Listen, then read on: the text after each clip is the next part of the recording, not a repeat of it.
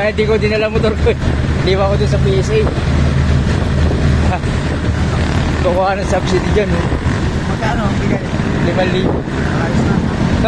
Panggas. Mahaba na ang pila ng tao rin. Sa kaya dadaan. Kanina umaga, ulan din na. Oo, kanina pang umaga to. Ha? Thank you. So yun, nag-jeep tayo dahil nagsakay tayo ng jeep.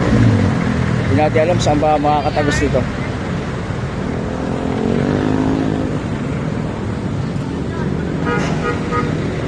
Punta tayo doon sa kabila. Puro joyride, oh. Nakapagpa-Xerox na kay Pops? Tapos na? Wala pa eh. Walang Xerox dyan. Ah, wala. Doon pa sa... Ah, walang Xerox sa loob?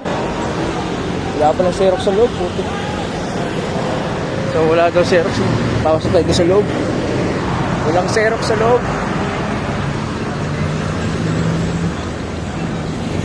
Nagta ka magpa-Xerox. Ayun yung mga kasalubong tao. May Xerox ba dyan, sir? Sa loob, sa loob. Sabi nila wala. Ah, wala dyan. May Xerox. Wala. Wala sa loob? Wala. Wala na daw, sir. Ayun, nagpapa-Xerox siya. Ang layo, oh. 7-Eleven na kayo. Oo. Tingnan. Sa loob, sa loob. Di pa. Papunta pa lang ako kasi nakakalimutan ko lagi magpa-Xerox eh. Ako naman, takti na iwanan ko. Yung, Xerox ko, sa bahay. Butik na. oh, ilang araw na nakapaganda na wala Xerox. Ah, Sorry ko, ready na ako. Butik na. Magdadating ko dito. Naka-Xerox, wala. papa-Xerox ka rin. Okay, okay. Baita. Ay, dito daw eh. 7-Eleven daw. Ala, ang layo na. Dito na ako galing eh. Hindi man gumana yung motor ko dun sa amin eh. Sa PSA eh. Meron din pala rito. Pwede rin dito makasiksik ko. So,